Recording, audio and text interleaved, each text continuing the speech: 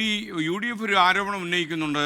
ഈ ഒരു ഡീലിൻ്റെ ഭാഗമായി നേമത്ത് ബി ജെ പിയും സി പി ഐയും തമ്മിൽ ധാരണയുണ്ട് എന്നുള്ളതാണ്. അപ്പോൾ അങ്ങനൊരു ഇപ്പം നേമത്തെ കാര്യങ്ങളൊക്കെ പരിശോധിക്കുമ്പോൾ അങ്ങനൊരു ധാരണ ഉണ്ടാക്കിയാലും അത് വർക്കൗട്ടാകാൻ വലിയ പ്രയാസമാണ്. എൽ ഡി എഫ് സ്ഥാനാർത്ഥി എന്നുള്ളതിൽ താങ്കൾക്ക് എന്താണ് ഇക്കാര്യത്തിൽ വ്യക്തമാക്കാനുള്ളത്? അതിപ്പോൾ അതാരും വിശ്വസിക്കുമെന്ന് തോന്നുന്നില്ല. അത് പിന്നെ നമ്മുടെ ഈ മണ്ഡലം രൂപീകരിച്ചത് ഇപ്പോൾ ആദ്യം മത്സരിക്കുന്നത് ഞാനും ശ്രീ രാജഗോപാൽ അദ്ദേഹവുമായിട്ടാണ്. ഞാൻ ജയിക്കുന്നു, അദ്ദേഹം തോക്കുന്നു. അന്ന് യു ഡി എഫിൻ്റെ സ്ഥാനാർത്ഥിക്ക് കിട്ടുന്നത് വെറും 10,000 വോട്ടാണ്. രണ്ടാമത് മത്സരിക്കുമ്പോൾ രാജഗോപാൽ സാർ ജയിക്കുന്നു. അന്നും യു ഡി എഫിന് കിട്ടിയ വോട്ടെന്ന് പറഞ്ഞാൽ വെറും 15,000-ന് താഴെയുള്ള വോട്ട് മാത്രമാണ് കിട്ടിയത്.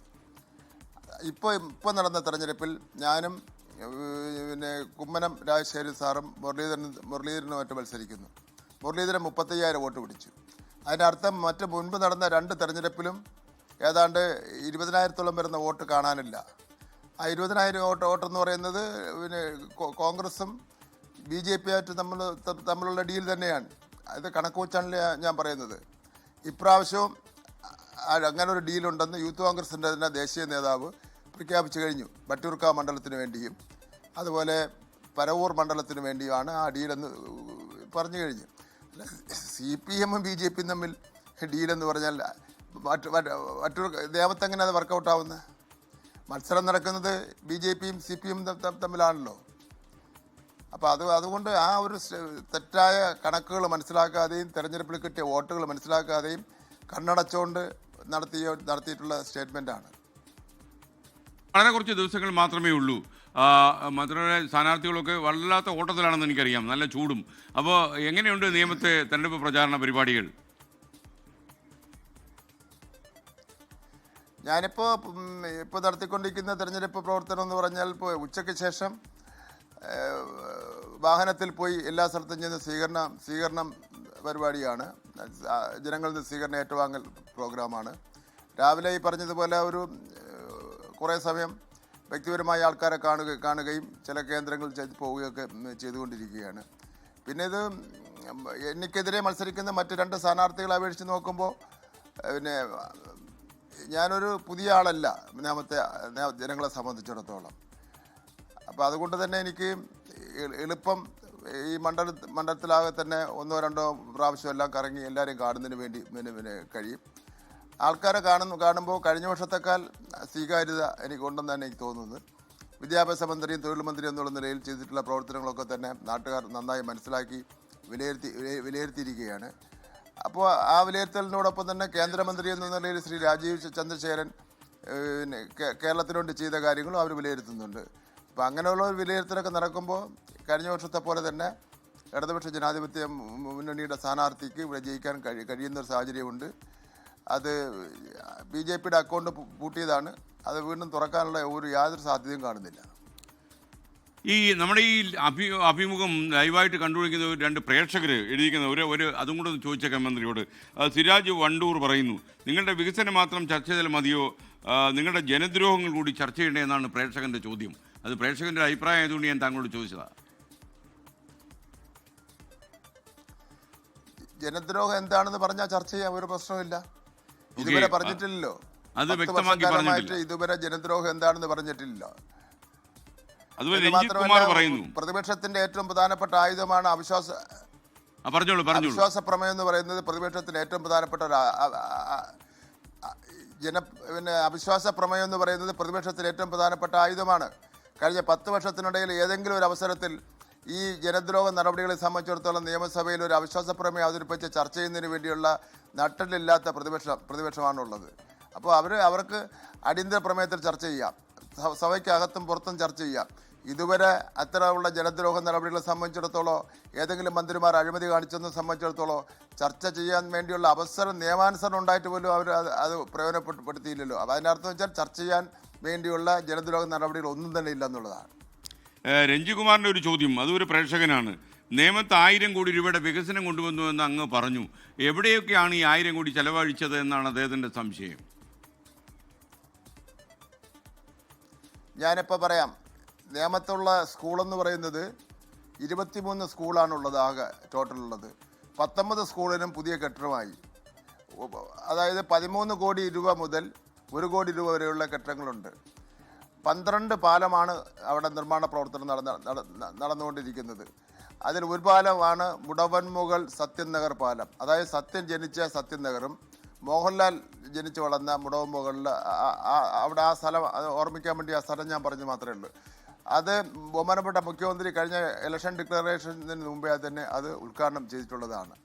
അതുപോലെ തന്നെ നേമത്ത് 30 കോടി രൂപ മുടക്കിയിട്ടാണ് ആശുപത്രിയുടെ നിർമ്മാണ പ്രവർത്തനം പൂർത്തീകരിച്ചുകൊണ്ട് ഇരിക്കുന്നത്.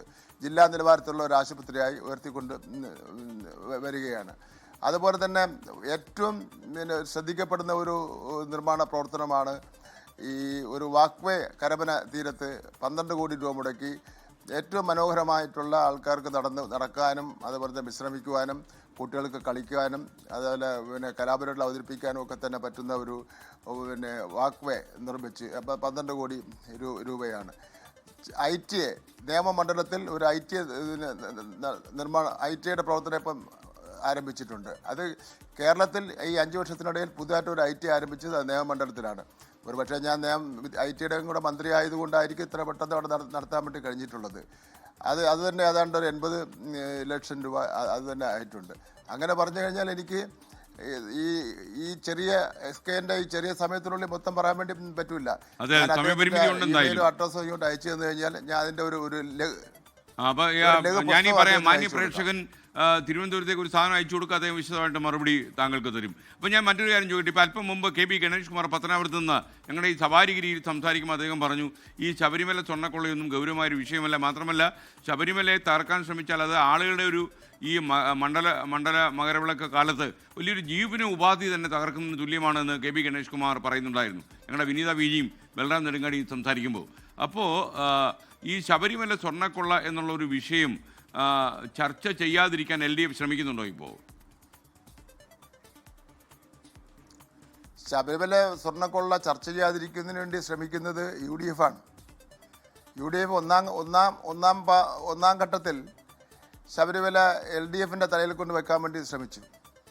രണ്ടാം ഘട്ടം കാര്യങ്ങൾ അന്വേഷണത്തിൽ വന്നപ്പോഴാണ് ബഹുമാന്യപ്പെട്ട സോണിയാഗാന്ധിയുടെ വീട്ടിലേക്ക് വരെ ഈ സ്വർണ്ണക്കൊള്ള നടത്തിയ കൊള്ളക്കാരന്മാർ ചെല്ലുകയും അതിന് എല്ലാവിധ പിന്തുണയും സഹായം ചെയ്തു കൊടുത്ത കോൺഗ്രസ് MPമാരുടെ പേരൊക്കെ തന്നെ പുറത്ത് വന്നത്. അതോടുകൂടി UDF സ്വർണ്ണക്കൊള്ളയുടെ ചർച്ച അവസാനിപ്പിച്ചു. യഥാർത്ഥത്തിൽ ഈ ശബരിമല നടന്നിട്ടുള്ള സ്വർണ്ണക്കൊള്ളയിൽ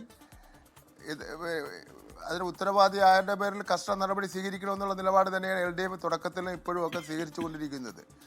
അപ്പോൾ അവർ പറയട്ടെ, സോണിയാഗാന്ധിയുടെ വീട്ടിൽ എന്തിനു വേണ്ടിയാണ് ഈ സ്വർണ്ണക്കൊള്ളയ്ക്ക് നേതൃത്വം കൊടുക്കുകയും അതിൽ കേസിൽ പ്രതിയായ ആൾക്കാരെയും കോൺഗ്രസിൻ്റെ പാർലമെൻറ്റ് മെമ്പർമാർ കൂട്ടിക്കൊണ്ട് പോയത് ഒരു പ്രാവശ്യമല്ല 2 പ്രാവശ്യമാണ്. അപ്പോൾ അതെല്ലാം ചർച്ച ചെയ്യുന്ന ഒരു അവസരം വന്നപ്പോൾ അവർ സ്വർണ്ണക്കൊള്ളയിൽ നിന്ന് മാറി. ഇപ്പോൾ യഥാർത്ഥത്തിൽ ഒരു തിരഞ്ഞെടുപ്പിൽ ചർച്ച ചെയ്യേണ്ട പ്രശ്നങ്ങൾ അവതരിപ്പിക്കുന്നതിന് വേണ്ടിയുള്ള ദാരിദ്ര്യമാണ് UDF അഭിമുഖീകരിക്കുന്നത്. പ്രതിപക്ഷ നേതാവിന് പോലും ഗൗരവമുള്ള ഒരു ആരോപണവും സത്യസന്ധമായി ഉന്നയിക്കുന്നതിന് വേണ്ടി കഴിയുന്നില്ല. അവർ ചെറിയ കാര്യങ്ങളാണ്. ചില നേതാക്കന്മാരുടെ സംഭാഷണം എടുത്ത് വെട്ടിമുറിച്ച് അതിനെ ഊന്നി നിന്നുകൊണ്ടുള്ള വിമർശനമൊക്കെ തന്നെയാണ് വരുന്നത്. ഒരു സംസ്ഥാന നിയമസഭയിലേക്കാണുള്ള തെരഞ്ഞെടുപ്പ് എന്നുള്ള നിലയിൽ 5 വർഷക്കാലമായി നടന്നിട്ടുള്ള കാര്യങ്ങളെ സംബന്ധിച്ചിടത്തോളം അതിനെ എതിർപ്പ് പറയാനുള്ള അവകാശം പ്രതിപക്ഷത്തിനുണ്ടല്ലോ. അതുപോലും പറയുന്നതിന് വേണ്ടി അവർക്ക് കഴിയുന്നില്ല എന്നുള്ളതാണ് കാര്യം. ഇപ്പോൾ ശബരിമല സ്വർണ്ണക്കൊള്ളയും അവർക്ക് പറയാൻ കഴിയാത്തൊരു സാഹചര്യമുണ്ട്.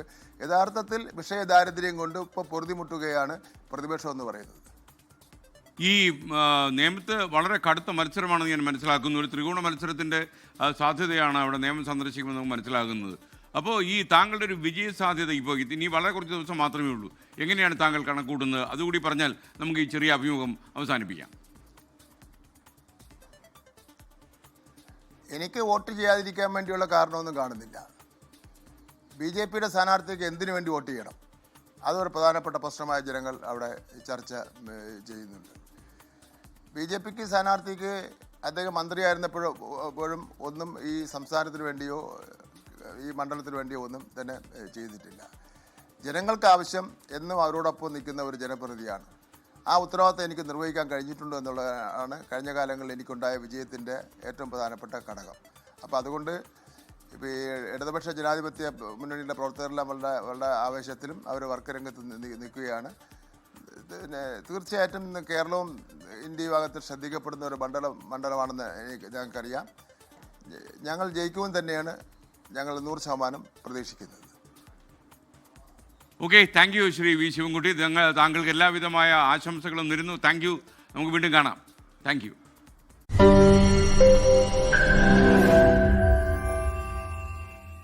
ലോകത്തെവിടെയായാലും ഏത് സമയത്തും 24 വാർത്തകളും ഓഗ്മെന്റഡ് റിയാലിറ്റി പാക്കേജുകളും എക്സ്പ്ലെയിനറുകളും വിശദമായി കാണാൻ ഞങ്ങളുടെ യൂട്യൂബ് ചാനൽ നിങ്ങൾക്ക് സബ്സ്ക്രൈബ് ചെയ്യാം.